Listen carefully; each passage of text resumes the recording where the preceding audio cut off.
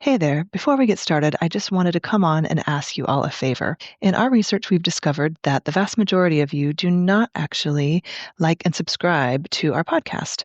And so, if I could ask you to do so, I won't ask you for anything else. And I promise to make this podcast the best I can every day. Me and the team really strive to do that for you. And so, if you could do this for us, we would be eternally grateful. Thank you so much. Hi, I'm Mikkel Weber, founder and auteur of House of Peregrine.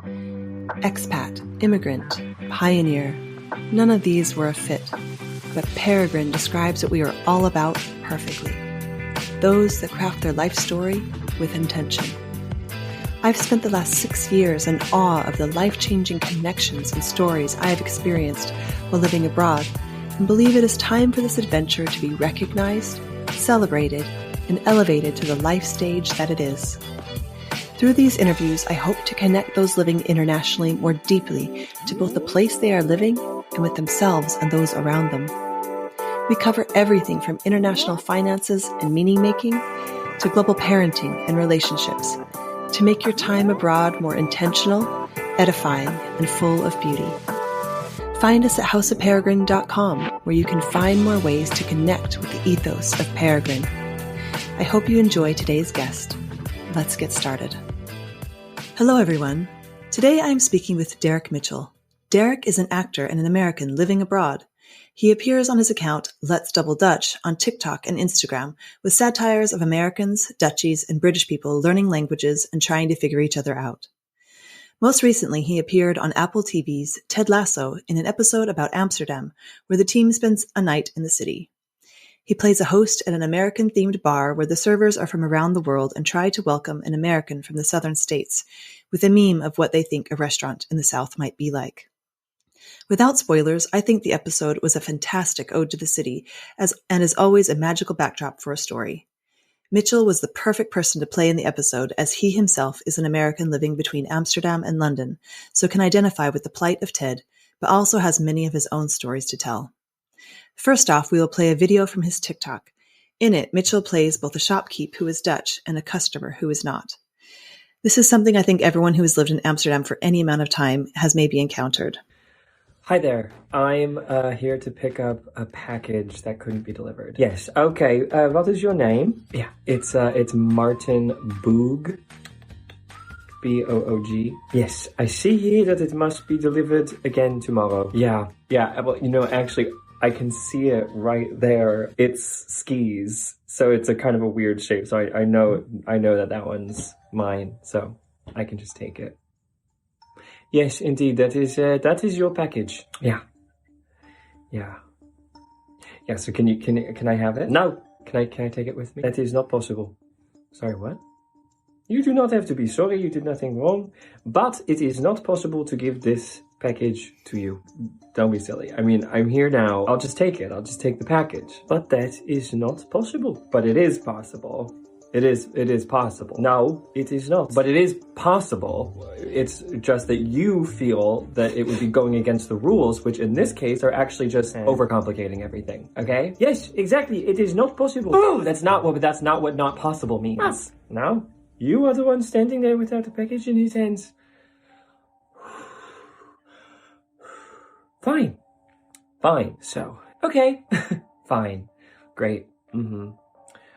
So will it be delivered tomorrow then? I do not know. Possibly. Hi, Derek. I want to thank you for coming on today, and I want to say welcome and that I love your videos. They always make me laugh and make me feel like, life here isn't as crazy as I might think it is in the moment. Thanks for joining us. Yeah, thanks so much for having me, Mikkel. I've really been looking forward to talking.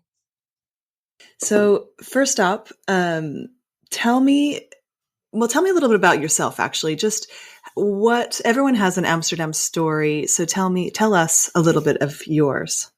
Yeah. I came to Amsterdam in November of 2012 for the first time. And then I really didn't think I was going to stay. And then over the next year or so, I kind of made friends and actually kind of,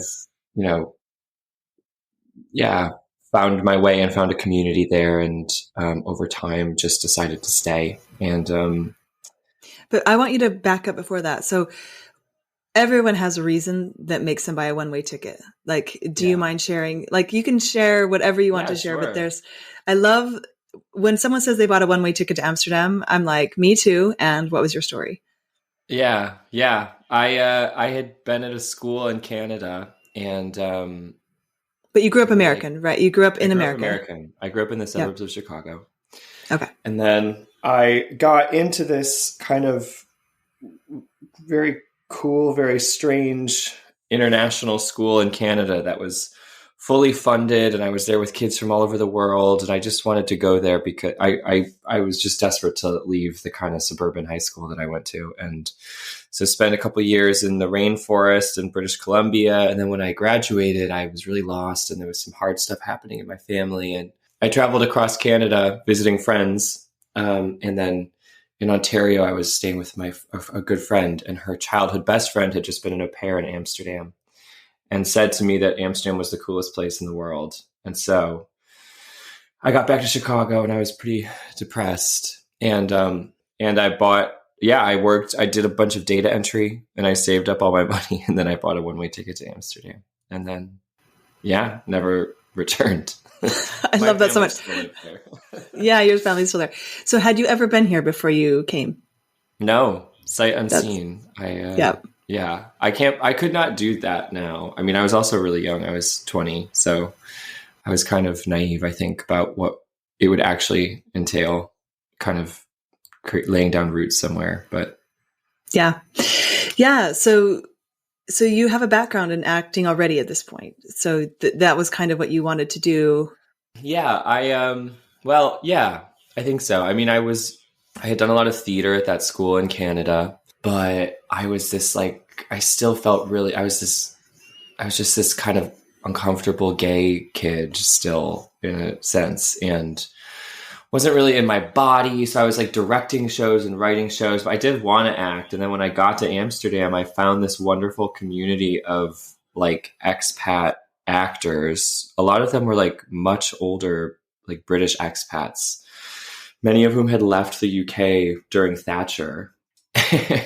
So they were all these kind of wonderful, bullshit, passionate lovers of Pinter and Beckett. And I would just do these amateur productions of plays with them. And I think that's where I actually learned how to act, doing those plays just for one another in little venues in Amsterdam. It was a wonderful time. Ah, nice. And so during that time, you were kind of blossoming your talent in acting and being with these British expats. I love that. And then you, at some point, started realizing that there's hilarity here. Definitely. I don't know when your account started. I know that I'm an avid fan of it, but at what point did you start writing this stuff down?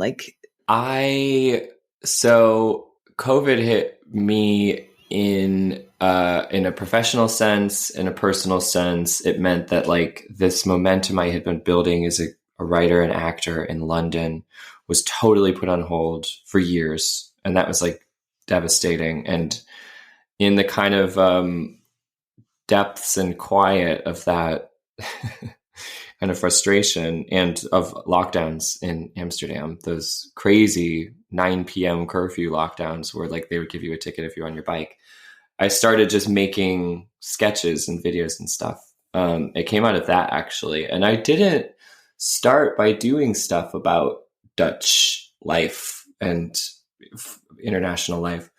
But then I made one video because I had set myself the task of doing at least one a week. And then I didn't have any ideas. And I was working this job in this kind of lonely office building where I didn't know anybody in The Hague. And I was eating an Albert Heijn salad, and a stranger walked by me, and kind of a Dutch guy, and he frantically and compulsively said, "Eet smakelijk." And I thought, how strange. I didn't need you to wish me bon appetit. I don't know you.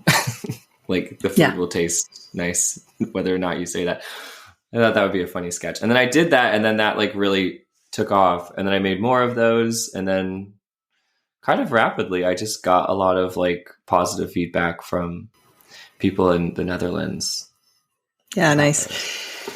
Yeah, and I think eet smakelijk is something that even in our house, we say bon appetit smakelijk because it just doesn't make sense to us. That. Yeah.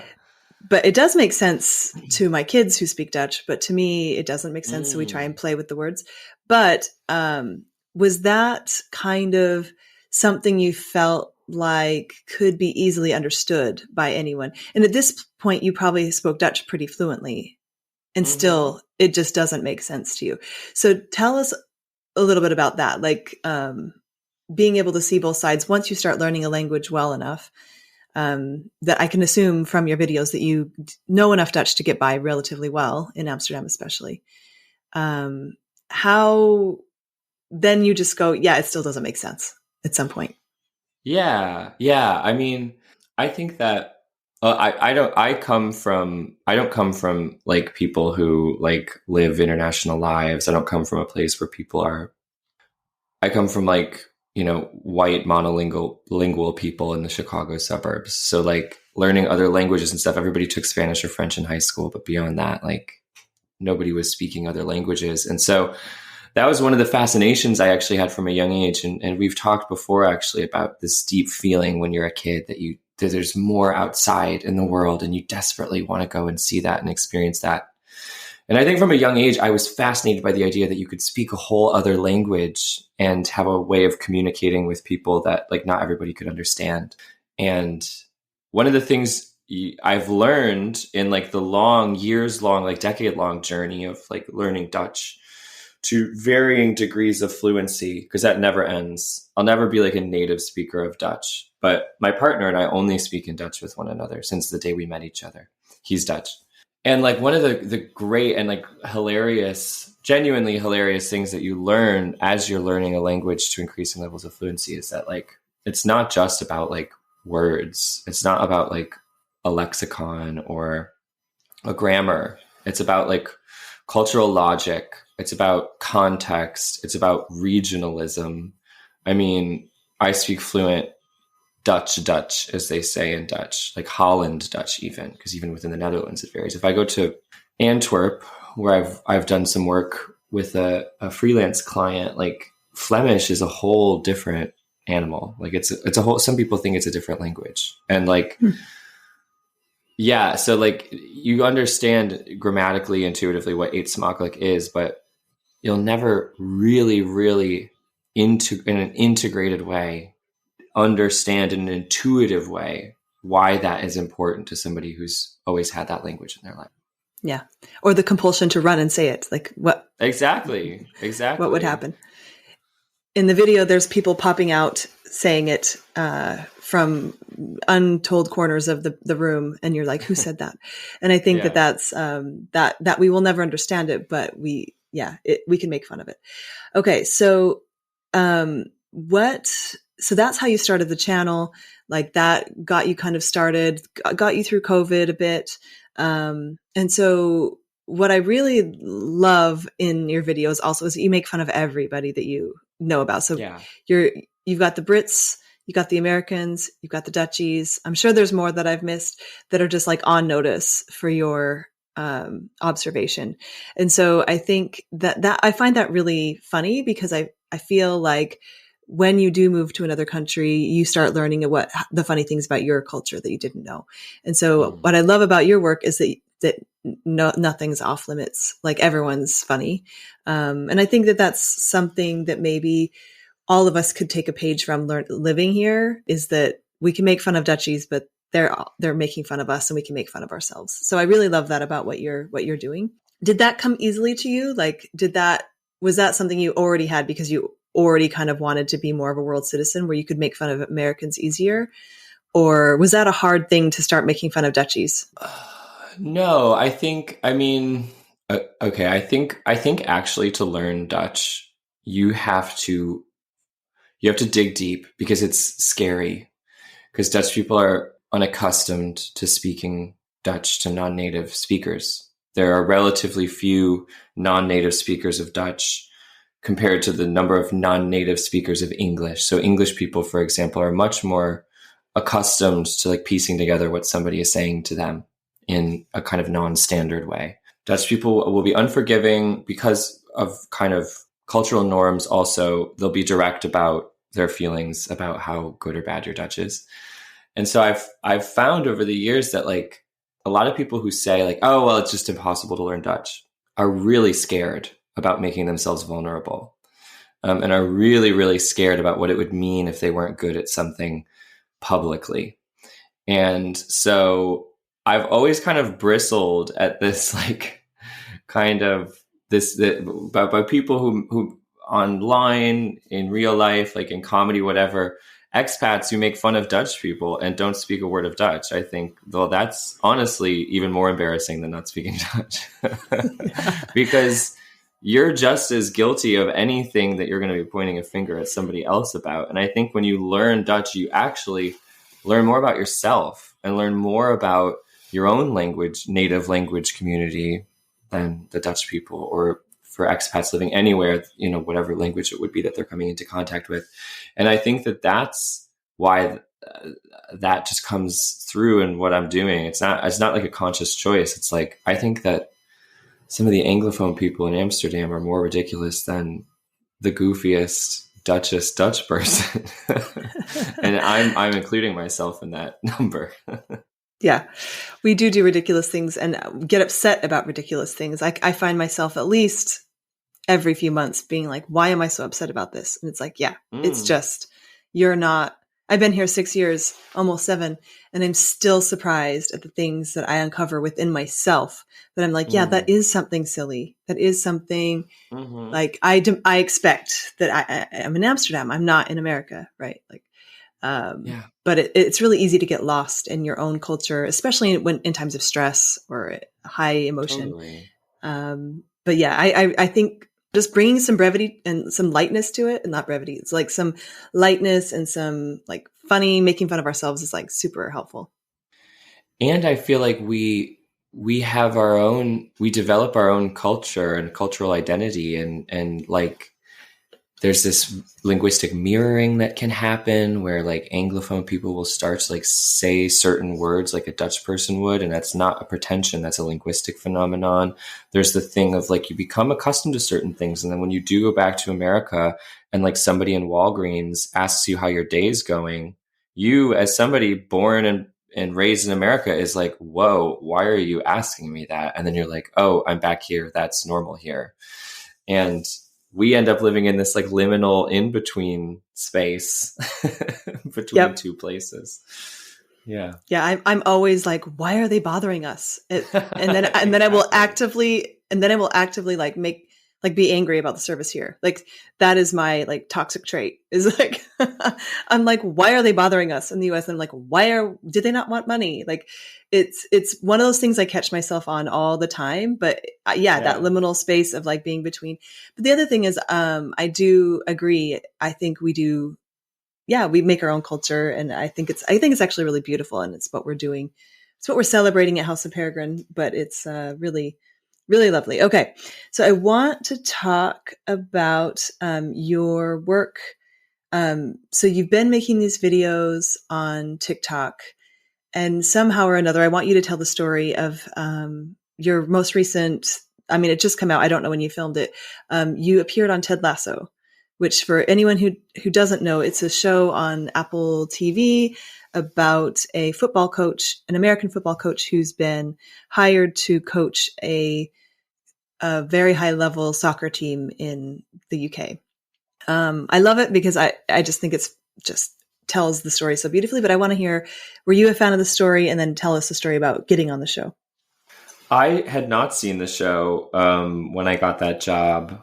And then I did watch it all before I filmed that episode. But so how did they find you? Did your agent somehow find them, or? Yeah, my agent just submitted me for that job, like any other job, actually. I don't know if like my TikToks had anything to do with it. They might have done. Sometimes I know they send through my TikTok if they think, honestly, a lot of casting people like it when people have like some kind of following on social media, because it's like free advertising if those people are going to talk about having been on the show. But I don't know if that's the case with Ted Lasso. It just felt like this crazy serendipitous like gift from the universe, because we actually filmed in London on location, and it was I walk in and it's like, I know that the episode, you only get like, you worked in the industry. Like yeah, but tell everyone. Yeah, you only get the pages of the script that you're shooting that day. And it was only the scenes in that episode that take place in that theme restaurant in Amsterdam. So I know that this is set in Amsterdam. It's the UK. And then I walk in and this restaurant is Chicago themed. And I think that's because Jason Sudeikis and Brendan Hunt, I think Brendan Hunt was, Jason Sudeikis definitely started his comedy career in Chicago as an improviser. Loves Chicago. I think he's from Kansas City. But I was just like, I had like goosebumps when I walked in, because it's like all these like iconic Chicago things. This is where I grew up.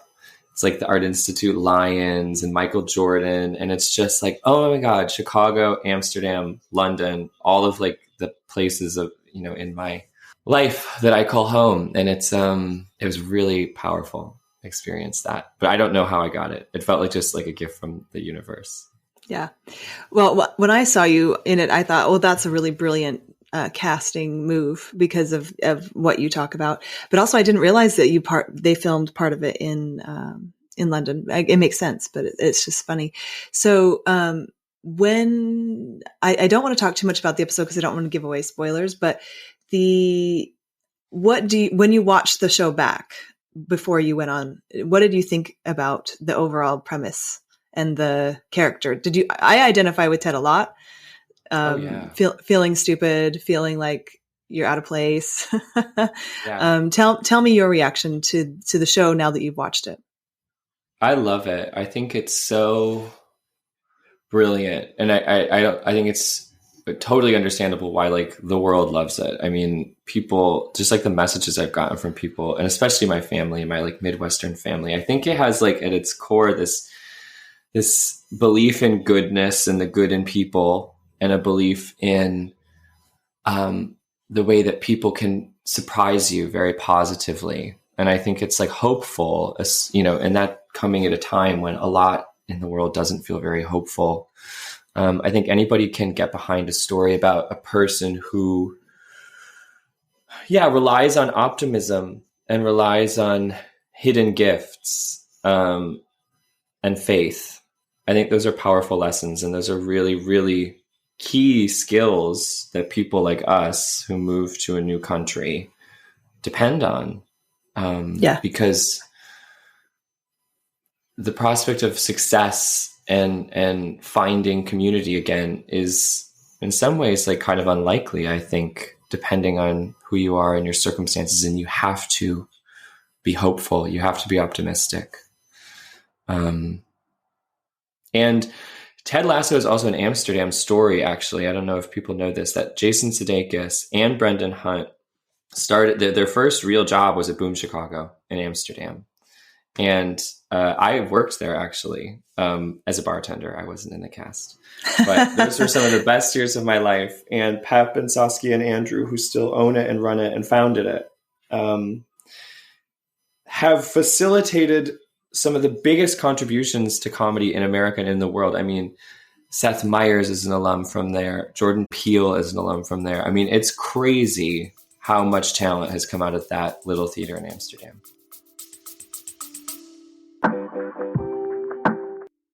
Did you know that House of Peregrine has an app?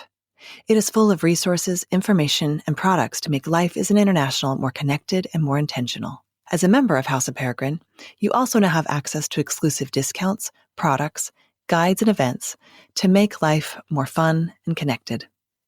Simply download the app at houseofperegrine.com and save it to your home screen. Okay, back to the show. Yeah, I actually didn't realize that, but it doesn't surprise me at all, because I think this place has a unique way of letting you be yourself, letting you try things, as long as yourself isn't too much. Yeah. No, Yeah. but I do think that I think everyone who lives here or has lived here knows it has a special place. Okay, so when I watched Ted Lasso again, that episode after I saw you, and I thought it reminded me of your story a little bit, and yeah, like how you felt about coming here and what you've done since. I think it's really beautiful. My favorite part is they use the divisive T to show how like Southern states, Midwestern people are just like never going to be open to some things. And every culture has that, right? But it's a really good device to show like there's just some things that cannot be acquired. Like tastes that will not be acquired.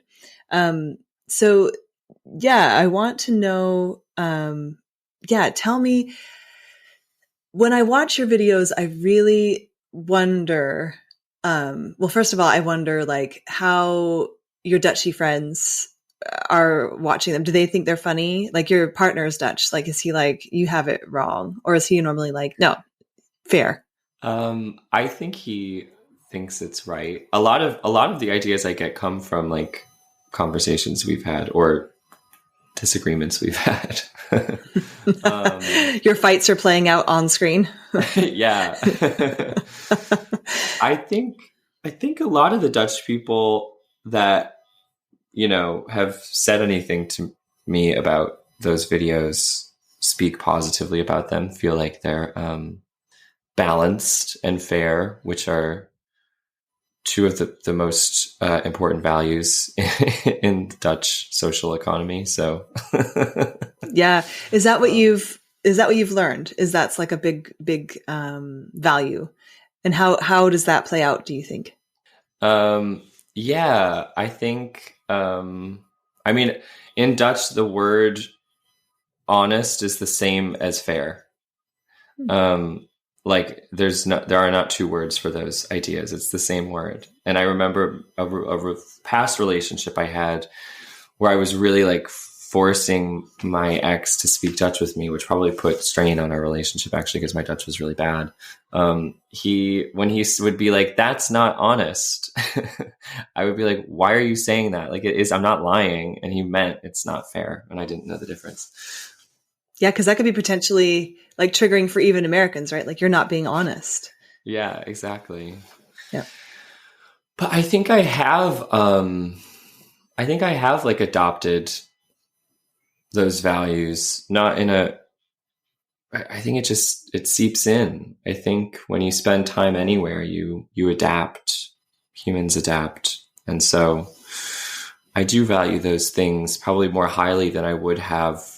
I think I now honestly sometimes like American enthusiasm and American performative, like, shtick kind of does like drive me a little bit crazy sometimes. Like, yeah. Oh my God, like that whole thing. I'm like, settle down. Yeah, because you've been here a while. So I feel like that at a certain point, and it may even be from the moment you arrive, you start reconsidering a lot of what you hold dear. And it sounds like you've definitely gone through that process, because it's either you kind of stay in your own bubble and like experience the city from arm's distance or wherever you are at arm's length, or you start holding everything up to the light, right? Like, what do I think about this? What do I think about this? And it sounds like you've really done that process and let it change you quite a bit, which I think is actually really beautiful and terrifying experience, especially when the people that you grew up with or the people you love start seeing these changes in you. It makes them feel really uncomfortable. Have you had that experience, or how is your family with you living? I mean, now it's that you just live here now, right? So they don't wish for you to come back. Yeah. What was that process like from year one, midway, and now you're how many years here? 2012. 20, yeah. It was official then a year later, actually the beginning of 2014. So almost 10 years official. Yeah. Yeah, I mean, my family's amazing. My family's so supportive. My mom is a wonderful, extraordinary person. And she's always been very supportive about those choices. And I think she also knew actually that I had something in me from a really young age that meant I was probably going to go do things and be in faraway places and stuff. But yeah, I mean, sometimes especially in the UK, actually, well, London, I find sometimes actually pretty much across the board, I have found that like English people, Southern white English people, do more to remind you that you're foreign than their Dutch counterparts. I think that multiculturalism and people coming and going and being from all over is actually coded in like the Low Countries as like a value too. You know, it's because it's the history of the place. It's like its history is like mercantilism and people coming from all over and lots of different languages colliding and stuff. And Great Britain's an island. And yeah, I've sometimes found myself like kind of code switching and using English terms and even not pronunciations, because that's always kind of, if you just start doing an accent, then you're like Madonna. But, you know, just using like the English version of a colloquialism or something as opposed to the American, because then I know the English person I'm talking to won't like point out that sounds so American and how hilarious that is. But sometimes when I do that, sometimes when I accidentally use an English saying with my mom, I can see in her eyes like, oh my God, who are you? What's happening to you? And so that's another way that you kind of feel always like a pinball, you know, in a machine, just like colliding between different bumpers. Yeah. Hey, you did a pretty good job of defining it, but define code switching, if you could, for our listeners. Yeah. So sociolinguistically, code switching is when you adapt your manner of speaking. So like the diction, the vocabulary you're using, the grammar you're using, kind of you start or stop using elements from other languages, your accent, the way that you're, you know, pronouncing things. And I mean, it's actually more relevant actually to people from like immigrant communities, people of color living in places where language use is policed and can affect your ability to like have a job or be successful in school. And it's, you know, it's weaponized in a really racist way, you know, in a lot of places in the world. And so me as a white person saying that I'm code switching is probably like the most soft core version of having to code switch that exists out there.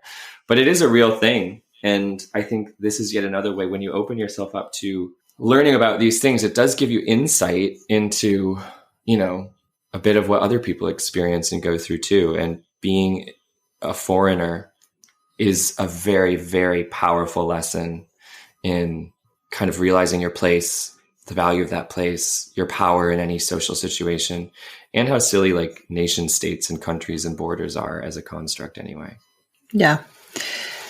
That is so well said. And I think, I think before I moved here, I was definitely had an idea that immigration was hard, or I really wanted to have, you know, as an American, we have a lot of politics around this, but it wasn't until I moved here that I had a visceral understanding of what it might be like to be, because I'm very lucky. I have a lot of privilege.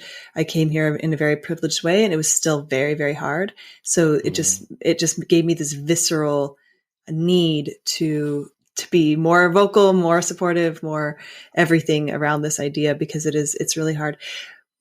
When we talk about these words, and I know that we brought you on as an actor and a funny guy, but you have such good insights. I want to ask you, when you think about the words around this experience, how do you identify yourself when someone asks you? There's expats, there's immigrant, there's love pat, there's all sorts of silly words we come up with, but how do you define it, I guess, for yourself? Yeah. I use expat a lot in my videos, but I actually don't identify as an expat. I just think it's like a funny word, and it definitely does have a cultural application, but yeah, you make fun of expats in a really great way. But tell me why. Sorry to interrupt. I think, well, yeah, I mean, expat, the word has like a funny history. I mean, expats like 100 years ago were like American artists and intellectuals who lived and worked in different big like cosmopolitan centers in Europe. But now it's been kind of reappropriated and usually applies to like people who are like, I mean, this is all anecdotal. And there's a lot of people in the comments on my TikTok videos have very, very passionate debates about like what qualifies an expat as an expat. I can imagine. Yeah, it's crazy actually on TikTok. Oh my God, the comment sections are like these like active forums and people get really passionate. But to me, it's often just people who like often have been brought over by a big company and like have just a really nice package in terms of like a salary and a place to live, and often have a partner with them. And then because those are the reasons those people came, they may not have the desire to try and integrate or become a part of like any kind of Dutch society. And so they move in circles of other people like them, often their colleagues. Those people I feel like are the kinds of people I've often heard self-identify as expats. And for those people, there's like all kinds of, publications and groups and things to do and stuff. I'm not so much a part of that, but did make use of those resources when I first came to Amsterdam, and it's incredibly useful. And it's important to find somewhere where people are like, hey, welcome, like come over here and join us. Those places are so important. But now I would say I just think of myself as an immigrant. And with that, what does that do internally for you? Is that what, like you said at the beginning, is it putting down roots? Is it, tell me why that, well, there has to be more words, which is my whole thing. But like, so you've settled on immigrant. What does that mean for you internally, externally? Well, I'm still kind of building my career and profile as an actor and a writer in like the entertainment industry, as is my partner, but he's Dutch. And so he's doing that in the Dutch industry. But I'm kind of going about it, the world of like TV and film is very international. It's very globalized now. So like I'm doing stuff in London, but someday I might want to make use of my American passport and go work in America. But I think of that like mostly as a professional ambition. But I really see myself for the moment as just still kind of figuring it out. That's mostly because of my job. I actually wish that I could just be in Amsterdam. I wish I could actually just lay down those roots there and do the work that I really feel called to do, but it's not really available in Amsterdam. So what is that work? Tell me about what that work is. What is the work you're called to do? Acting and writing, like comedy and drama and stuff like that. And live comedy. I do a lot of live comedy too. Oh, okay. And it's just, we are admittedly in a very small country where you're not a native. So is it just that the industry is a little bit different here? I can say my own thoughts about this, but I want to hear yours. Well, I guess for those specific jobs, like the industry in the Netherlands is Dutch language. And like I said, like at least the work I like to do as an actor is a lot about like the way I speak and the way characters speak and how they use language and things like that. And that to do that really, really effectively in a way that reaches people and makes them feel something on a unconscious level, I believe requires a native level of fluency in a language, at least how I want to do it, in the way that I do it in English. I know that I will never be able to do that in Dutch. And, but I have auditioned for Dutch, like films and stuff like that. Maybe someday I'll do a Dutch thing, but yeah, the work just isn't there in the Netherlands, unfortunately. But I so deeply admire, especially Dutch theater. The International Theater Amsterdam, Ivo van Hove's company, is like truly one of the buzziest and most exciting theater companies in the entire world. And like they do, you can go down to the International Theater Amsterdam, even if you don't speak Dutch, they do surtitled performances of those plays. It's a repertory style company, so they always have a lot of shows going. You can see shows there. If you're under 30, you can get tickets for like €15. If you're over 30, it's like 25 to €30. That same show in New York or London costs hundreds of pounds or dollars. Like, we're so lucky in Amsterdam to have access to that theater. I really recommend it. And a lot of expats and foreigners don't know anything about it. I have never heard of it. My daughter just told me about it, actually. She went on a field trip there. And I was wow. I was shocked. I was like, I did not know this exists. I mean, we can watch movies in English and with English subtitles, but like this was a revelation for me. So I'm so glad you're sharing it with us. But yeah, you're right. I think we're lucky in a lot of ways that way. But yeah, I think so Amsterdam is a home. It's a creative home maybe, but also you have to travel a bit to do the work you'd like to ultimately do, which makes a lot of sense. And I think a lot of people in a lot of industries feel that way. But what is what keeps you here? What, besides obviously your partner and you love him, but like, what do you think it is that keeps you here year after year? It does. It is my home. It's like where my soul is at peace when I'm in Amsterdam. And it like genuinely, it makes me sad that I can't just always be based there. But I deeply, deeply love it. And I was young enough when I came. Sometimes when I look at people who do come over and they're like 30s or 40s for a job and then like suddenly have to carve out an identity for themselves, I'm like, oh my God, I don't think I could do that. I was 20 when I came. You're still so malleable at that time. And it also meant that like, it shaped my still at that time developing brain and personality, So I think it's deep in me, I think. Yeah. We call it, with House of Peregrine, I call it a life stage. So it's like going to a university or having a baby or buying a house or whatever life stage you have in mind in your culture. Living in a different country is like a life stage and it changes you if you let it.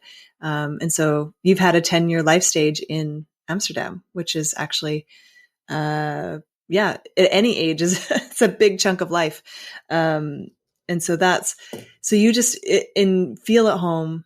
And why do you think that is?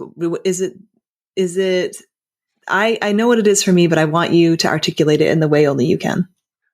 Ooh, what is yours? I want to hear yours first.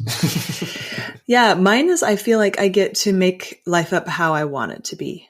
And so without knowing, because you do have to behave, right? Like you have to behave and like be part of the culture. But what I find in this culture is that can be many more things. And that's due to a little bit of privilege, obviously, and that people give some deference to Americans. But also I find that I can be whoever I want and people are just like, great. And that's nothing very scandalous for me. It's just being a mother and a creative and working long hours sometimes or traveling a lot sometimes. But for me, that's really important to be able to be myself, which I didn't find that very possible where I was from, even though like, again, like that sounds really hilarious coming from like a middle-aged white woman, mother of 3. Like, I know that sounds weird or strange, but that's how I feel. I don't think that's strange at all. I think that makes total sense. Especially actually because that profile you just described is one that like brings with it a lot of, associations for people being, a mom and, that means you're like a suburban mom and that's your identity and that's what you do. And that's like a very American thing too. I could imagine that you'd be like, ugh. Yeah. I have this moment if my life were a movie where I was in the minivan and I was like, this is not my life. Like this will not be my life. And like the month later we moved here, sight unseen, just like you. And so it just wasn't suiting all the ambitions I had for myself or all of the personalities I had for myself. And so I find many more possibilities here just geographically because it's such a small city, you can get a lot done, but also the open people like, sweet, you want to do that? That's great. You're not abandoning your children. You're not being selfish. You're just being a woman who is creative. And that's not a weird thing here, I find. So yeah, did I give you any ideas? Yeah, I think it's like, for me, it's similar, and it's just like in Amsterdam, it's possible to just like love the small things that make life nice. Um, there's a real cultural and interpersonal emphasis on appreciating moments and avoiding excess, actually, because there's not very much room. It's a small city. People bike everywhere. Last summer, my partner and I were in Michigan with my family, and it was so wonderful. And we were like staying in this Airbnb outside of kind of a town, and like everybody had cars, of course. There were like 10 cars there. There were a lot of us. There were like 20 of us, but there were like 10 cars because like everybody has a car. And Tim and I were like, "Oh, we'll bike the 15 minutes into town. You guys can drive." And everybody was like, "Why? Are you okay? Why would Did you get a DUI?" Like, yeah, exactly. I think it is like if you're biking somewhere along like a road, that means you can't drive. yeah, yeah. The beer, you drink beer in half pints. The standard when you get a beer at a bar is a half pint. In London, it's a pint, and all you have to do is walk on any street in any city in Great Britain on a weekend to understand why that's a bad idea.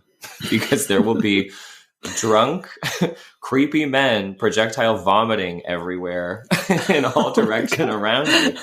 And of course, people get rowdy in Amsterdam too. I just find that there's this beautiful commitment to just having enough, and we have enough, and we can make a beautiful life out of that together.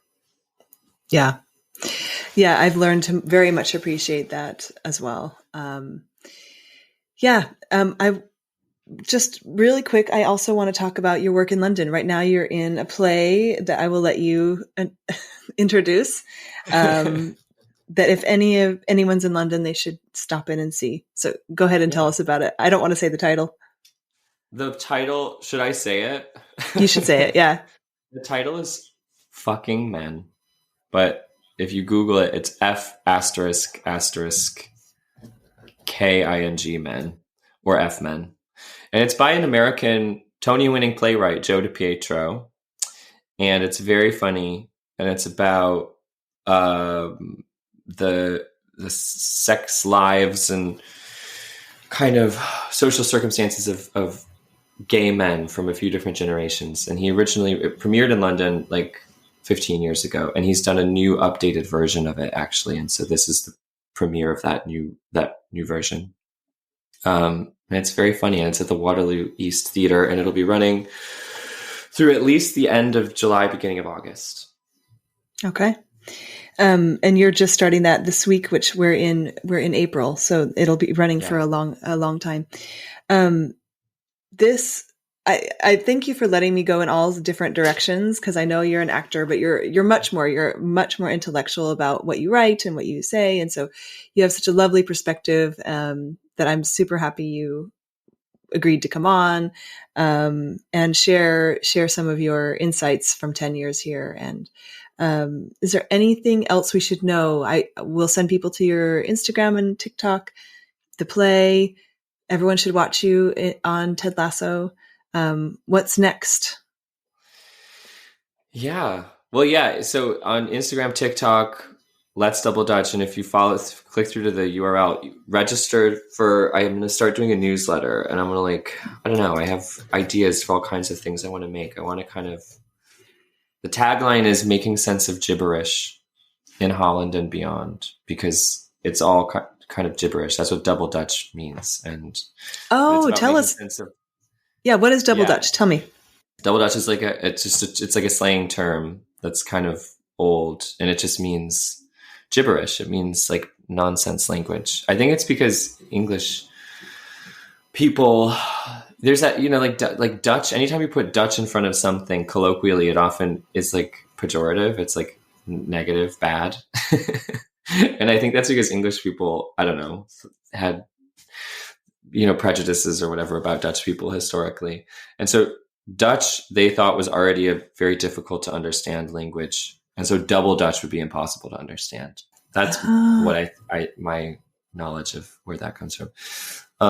And so let's double Dutch is like, let's make sense of gibberish, but not just Dutch people's gibberish, English people's gibberish, Anglophone gibberish, Americans gibberish, all of that. And I don't know. I'm going to see where this goes, but the response is very positive. So if people click through to the website and subscribe, then I can keep people posted about new projects coming. Okay. Sounds good. Thanks so much for your time today. And I loved speaking with you. And let's keep in touch. Okay, that's it for today. I hope you've enjoyed our show. For the latest insights on living internationally, join us at houseofperegrine.com to find out how you can connect with our community. Let's craft our life story with intention together.